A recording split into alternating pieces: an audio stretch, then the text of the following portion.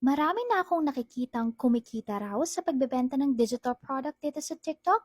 Kaya sinubukan kong aralin dahil gusto ko rin kumita online. Buti na lang tinry ko kasi I am now earning extra 4 to 5 figures weekly dahil sa digital product selling. If di ka pa aware ano itong digital products, ito yung mga templates, ebooks, softwares, planners, and trackers na pwede mong ibenta online na kaya mong gawin using Canva. As a breadwinner and provider, gustong-gusto kong kumita ng extra.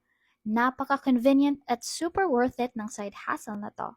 Once mo lang gagawin si product at pwede mo na siyang ibenta ng maraming beses. Automated na rin sa business kaya pwede kang kumita anytime and anywhere.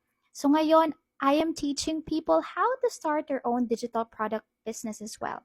So from creating their own digital product at kung paano rin nila ito ibebenta online. I also provide coaching at marami na rin tayo mga students na kumikita through this business. So if you are interested and you want to earn extra income this 2024, message me in my Instagram. I can help you.